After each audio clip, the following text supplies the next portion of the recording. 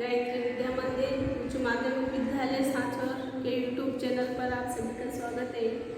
प्रिय विद्यार्थियों, आज हम जो है 11th क्लास में यानी कक्षा 11वीं में हिंदी साहित्य का जो पद्य भाग है उसमें कबीर दास पढ़ेंगे, कबीर पढ़ेंगे। यहाँ पर कबीर जो है ये पद्य भाग से है और इसमें कबीर दास जी के जो पद है वो हम पढ़ेंगे। इससे पहले हम कबीर परिचय जान लेते हैं।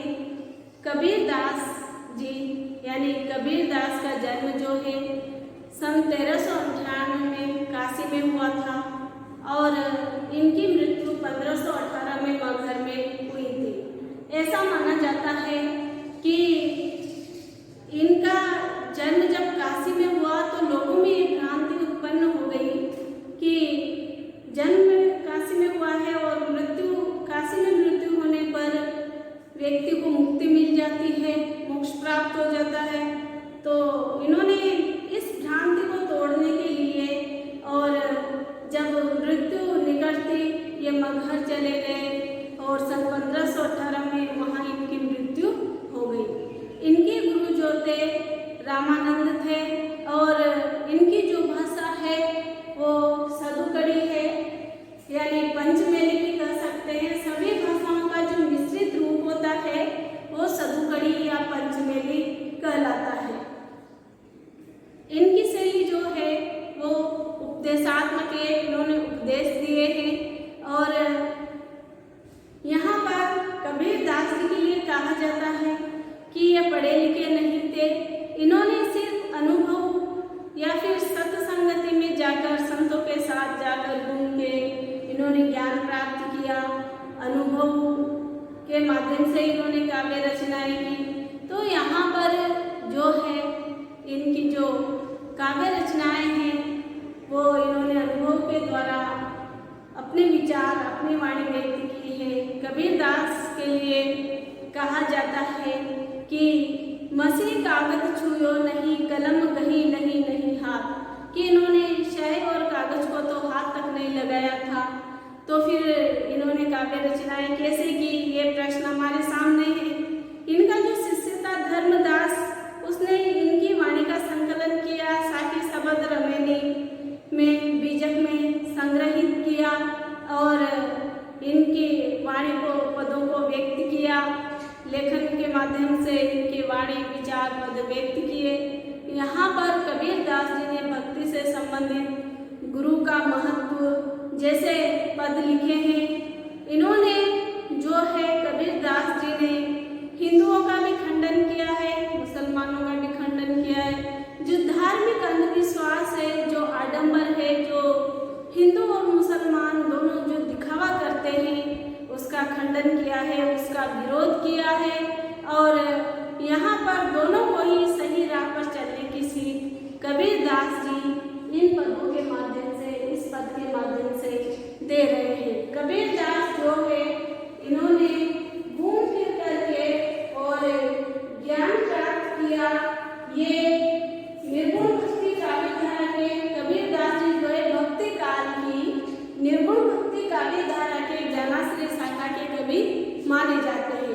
इन्होंने ईश्वर की उपासना पर बल दिया, लेकिन ऐसा ईश्वर जिसका कोई आकार नहीं है, कोई रंग रूप नहीं है, जो निराकार है, ऐसे ईश्वर की उपासना करना, साधना करना, गुरु को इन्होंने अत्यधिक महत्व दिया है। तो यहाँ पर कबीर दास जो है ये भक्ति काल के निर्गुण भक्ति काव्य धारा की ज्ञानाश्रय शाखा के कवि रहे हैं और इसके प्रवर्तक कबीर दास है। इन्होंने बीजक में संकलन किया है साकी शब्द रमेली का और ऐसा कहा जाता है कि कबीर दास जी का जन्म जो है एक विधवा ब्राह्मणी के घर से हुआ था और काशी में हुआ था, लेकिन लोक लाज के भय के कारण विधवा ब्राह्मणी को लहरतारा नामक तालाब में छोड़ गई। वहाँ पर एक जुलाहा दंपति था जो वहाँ था, तो उन्होंने इनको निकाला और इनका पालन पोषण किया।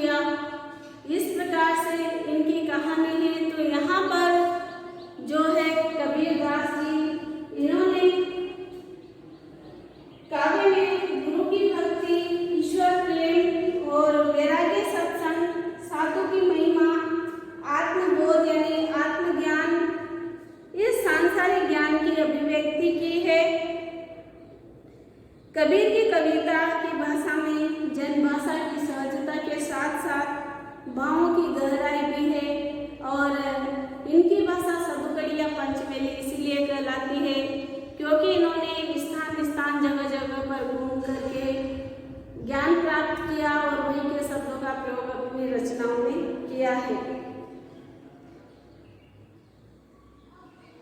कबीर जो है इसमें इनका जो पहला पद है इसमें हिंदू और मुसलमान दोनों के धर्म आचरण यानी धर्म के नाम पर किस प्रकार से प्रहार किया है, कैसा हिंदू और मुसलमान धर्म के नाम पर कैसा आचरण करते हैं, कैसा व्यवहार करते हैं, जो दिखावा करते हैं, दोनों की जो कुरीतियां हैं दोनों धर्मों की उसकी भी आलोचना कबीर दास जी ने की है। यहाँ पर राम और रहीम की एकता का प्रयत्न भी इन्होंने किया है कि राम और रहीम दोनों एक है, दोनों में कुछ भेद नहीं है। यहाँ पर कबीर दास जी ने कहा भी है कि मोको कहाँ ढूंढे बंदे में तो तेरे पास में, नामे मंदिर नामे मस्जिद ना काबे के लाश में, खोजी हो तो तुरंत ही मिलियो पल भर की तलाश में। तो यहाँ पर राम और रहीम एक है यानी कि जो आत्मा है वो परमात्मा का अंश है और वो प्रत्येक व्यक्ति के हृदय में विराजमान है। कबीर दास जी ने जो है परमात्मा को कहीं पर भी तीर्थ स्थानों पर मंदिर मस्जिदों में ढूंढने की आवश्यकता नहीं है क्योंकि इस सृष्टि के कण-कण में परमात्मा विराजमान है और प्रत्येक व्यक्ति के हृदय में आत्मा ही क्या है, परमात्मा का अंश है, इसलिए प्रत्येक व्यक्ति के हृदय में परमात्मा का निवास है। तो यहाँ पर कबीर दास जी ने जो है जो पहला पद लिया है वो हिंदू और मुस्लिम दोनों धर्म के नाम पर किस प्रकार का आचरण करते हैं, व्यवहार करते हैं, इसको व्यक्त किया है, किस प्रकार से दिखावा करते हैं, ऐसी कुरीतियां जो है इनकी आलोचना यहाँ पर कबीर दास जी ने की है।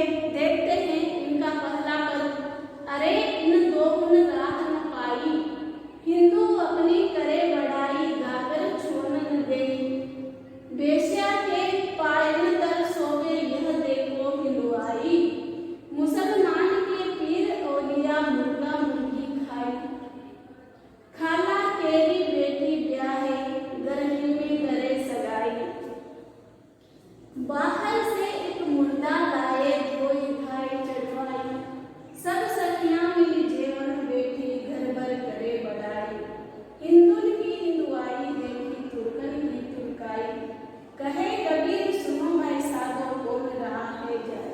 यहाँ पर कबीर दास जी ने जो दोनों धर्मों के लोग हैं हिंदू और मुस्लिम दोनों जो है मुसलमान दोनों धर्म के नाम पर किस प्रकार से आचरण करते हैं, किस प्रकार से दिखावा करते हैं, यहाँ पर अपनी वाणी के माध्यम से पद के माध्यम से व्यक्त किया है।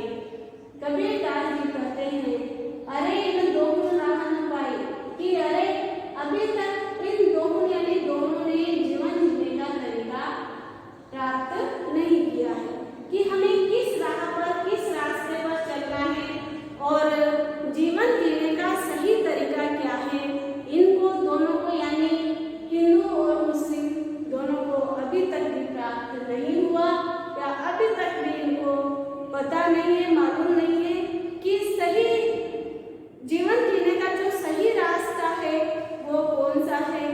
सभी अपने अपने धर्म की बढ़ाई करते हैं, अपने अपने धर्म को श्रेष्ठ बताते हैं। हिंदू अपनी करे बढ़ाई गागर छोड़ न देखे, बेश्या के पायन कर सोवे यह देखो हिंदुआई। यहाँ पर हिंदू धर्म पर भी इन्होंने जो है कटाक्ष किया है, यानी हिंदू लोग जो होते हैं स्वयं अपनी बढ़ाई करते हैं कि हम ब्राह्मण हैं, हम बनिया हैं, यानी अपने आप को सर्वश्रेष्ठ बताते हैं, लेकिन और जो ऊंच नीच की भेदभाव की ऐसी भावना, छुआछूत की भावना उनके अंदर भरी हुई होती है। तो एक हिंदू ही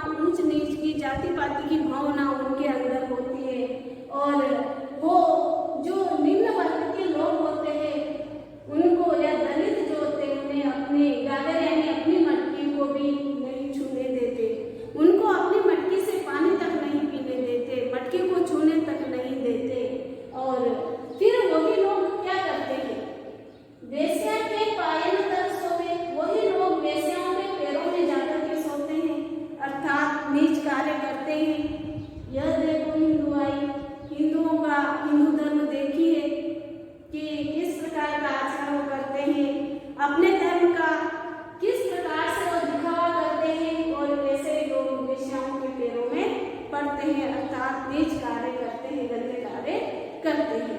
तो यहाँ पर कबीरदास जी ने इसका भी खंडन किया है। कबीरदास कहते हैं कि मुसलमान के पीर ओलिया मुर्गा मुर्गी खाई, कि जो मुसलमान है वो अपने धर्म को सर्वश्रेष्ठ बताते हैं, हिंदू अपने धर्म को सर्वश्रेष्ठ बताते हैं और फिर किस प्रकार से आपस में भेदभाव करते हैं, छुआछूत की भावना रखते हैं, ऊंच नीच की भावना रखते हैं और एक हिंदू ही दूसरे हिंदू से किस प्रकार से आचरण, किस प्रकार का आचरण करता है तो और फिर अपने ही धर्म को श्रेष्ठ बताते हैं। उसी प्रकार से जो मुसलमान होते हैं वो भी अपने धर्म को सर्वश्रेष्ठ बताते हैं और किस प्रकार के कार्य वो करते हैं, दिखावा वो करते हैं, इसका खंडन कबीरदास जी ने किया है। मुसलमान के पीर ओलिया मुर्गा मुर्गी खाई, जो मुसलमान होते हैं, जो उनके आध्यात्मिक गुरु संत महात्मा होते हैं, वो मुर्गा मुर्गी खाते हैं, अर्थात इनको मार करके, जीव को मार करके, जीव की हत्या करते हैं, जीव को मार करके खाते हैं और फिर अपने धर्म को सर्वश्रेष्ठ बताते हैं। खाला केरी बेटी ब्याहे घर में करे सगाई।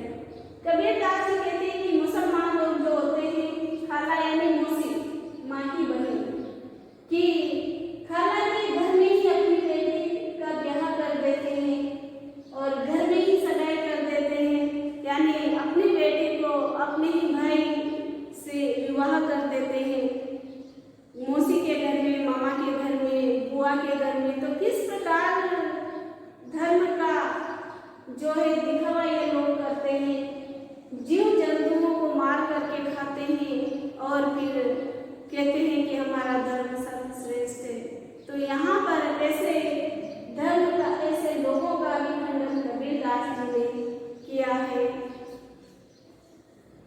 बाहर से एक मुर्दा लाए धोए धाय चिरवाए। कबीरदास जी कहते हैं कि बाहर से एक मुर्दा लाए धोए धाय चिरवाए, कि बाहर से जीव को मार करके लेकर आते हैं, फिर उसे धो करके और जो है बनाते हैं। सब सखियां मिली जेवन बेटी घर घर करे बढ़ाए, फिर सभी साथ में मिलजुल करके खाते हैं, सभी साथ में मिलकर खाते हैं, एक साथ बैठते हैं और फिर सभी मिलकर आपस में बढ़ाई करते हैं घर घर उसकी कि कितना अच्छा खाना है। हिंदू की हिंदुआई देखी तुर्कन की तुर्काई, कहे कबीर सुनो भाई साधो कौन राह में जाए। कबीरदास जी कहते हैं कि जो मुस्लिम धर्म होता है उसमें यानी कि बाहर से जो मुर्दा होता है उसे अच्छे से नहलाते हैं, धुलाते हैं और फिर उसे अच्छी तरह से नहलाया जाता है, सभी उसकी बढ़ाई करते हैं। किस प्रकार का धर्म है, यहाँ पर जीव है उसकी हत्या की जाती है, उसे मार करके और भोजन के रूप में पका करके खाया जाता है और फिर जो है सब प्रत्येक घर में उसकी बढ़ाई करते हैं। कबीरदास जी कहते हैं कि हे सज्जनों, हे साधुओं सुनिए, हे सज्जन पुरुषों सुनिए कि मैंने इस संसार में हिंदुओं का हिंदू धर्म भी देखा है और मुसलमानों का मुस्लिम धर्म भी देखा है। तुर्क जो बाहरी देशों से आकर हमारे देश में शासन करने लगे, जो मुस्लिम शासक है उनके लिए कहा है कि हमने जो है हिंदुओं का हिंदू धर्म भी देखा है और मुस्लिमों का मुस्लिम धर्म भी देखा है, लेकिन हे सज्जनों हमें कौन से रास्ते पर जाना चाहिए। यहाँ पर कबीरदास जी कहना चाहते हैं कि जो सच्चाई का मार्ग है, जो अच्छा मार्ग है, जो राम और रहीम को एक मानता है, न कोई जो दोनों में भेदभाव नहीं करता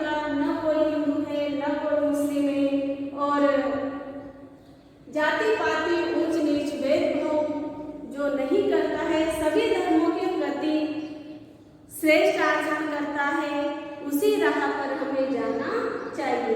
तो यहाँ पर कबीरदास जी ने राम और रहीम को एक माना है। दोनों धर्म जो है हिंदू और मुस्लिम धर्म, दोनों का खंडन किया है। दोनों ही अपने अपने धर्म को सर्वश्रेष्ठ बताते हैं, लेकिन इनका जो आचरण है एक दूसरे के प्रति वो सही नहीं है। और यहाँ पर हिंदू लोग भी जो है यहाँ पर वो भी यानी एक ही धर्म के होने पर भी आपस में इस प्रकार से भेदभाव करते हैं, छुआछूत की भावना रखते हैं, जाति पाति की भावना रखते हैं, ऊंच नीच की भावना रखते हैं। और यहाँ तक कि जो अपने आप को सर्वश्रेष्ठ समझते हैं हिंदू धर्म में, वो जो निम्न वर्ग है उनको अपनी मटकी तक नहीं छूने देते हैं।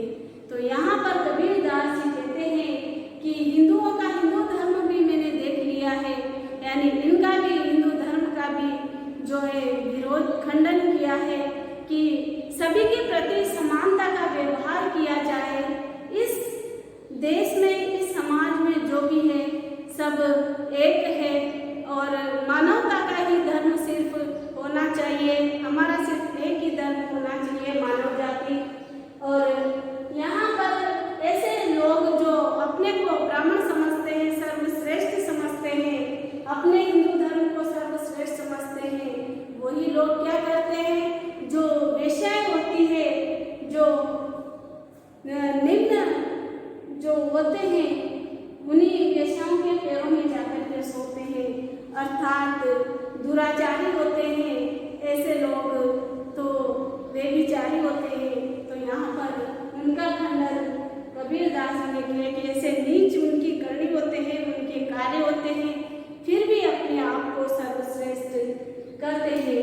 यहाँ पर मुसलमानों का भी इसी प्रकार से कबीरदास जी ने उनके धर्म के प्रति उनका विरोध किया, खंडन किया है कि जो अपने ही धर्म को सर्वश्रेष्ठ बताते हैं मुस्लिम, वो भी उनके जो साधु संत है, आध्यात्मिक गुरु है, वो भी मुर्गा मुर्गी खाते हैं, अर्थात जीव हत्या करते हैं, उनको मार करके खाते हैं। और अपने ही जो है बहन, अपनी खाला के घर बेटी ब्याही, अर्थात अपने मौसी के ही घर में अपनी बेटी का विवाह कर देते हैं, एक भाई से ही उसका विवाह कर देते हैं और फिर उसी घर में सगाई कर देते हैं और कहते हैं कि हमारा धर्म सर्वश्रेष्ठ है। तो यह न्यायोचित नहीं है। बाहर से जो है मुर्दा जब किसी की मृत्यु हो जाती है, उसे लेकर आते हैं, तो उसे अच्छे तरीके से मल करके और उसे धोते हैं, नहलाते हैं और फिर जो है सभी उसकी जी भर के घर घर में उसकी बढ़ाई की जाती है, प्रशंसा करते हैं। जबकि यही लोग, मुस्लिम धर्म के लोग जो है ये क्या करते हैं, ये जीव हत्या करते हैं और जो है मुर्गा मुर्गी बकरा जो भी है उनको मार करके, जीव हत्या करके उन्हें खाते हैं। फिर प्रत्येक धर्म में जो है बढ़ाई की जाती है कि वाह क्या खाना था। तो यहाँ पर ऐसे लोगों का भी विरोध या खंडन कबीरदास जी ने किया है। कबीरदास जी कहते हैं कि हे सज्जनों सुनिए, मैंने हिंदुओं में हिंदू धर्म को भी देख लिया है और मुस्लिमों का मुस्लिम धर्म भी देख लिया है, लेकिन हमें जीवन जीने का कौन सा रास्ता अपनाना चाहिए। तो यहाँ पर कबीरदास जी इस पद के माध्यम से यह संदेश देना चाहते हैं, यह प्रेरणा देना चाहते हैं कि जो सत्य का मार्ग है, जो सही मार्ग है, जो ईश्वर को एक मानता है, सबका मालिक एक है, ईश्वर को एक मानता है और ये जो प्रत्येक मनुष्य है उसको परमात्मा का ही अंश उन मनुष्यों के हृदय में है, जैसे आत्मा परमात्मा का ही अंश है। तो जो भेदभाव की भावना नहीं करता, सभी धर्मों के प्रति श्रेष्ठ आचरण करता है, जो ईश्वर को एक मानता है, हमें सही और सच्चे रास्ते पर ही चलना चाहिए। कबीरदास जी ने हमें इस पद से यह सीख या प्रेरणा दी है। आगे का जो पद है वो कल पढ़ेंगे। धन्यवाद।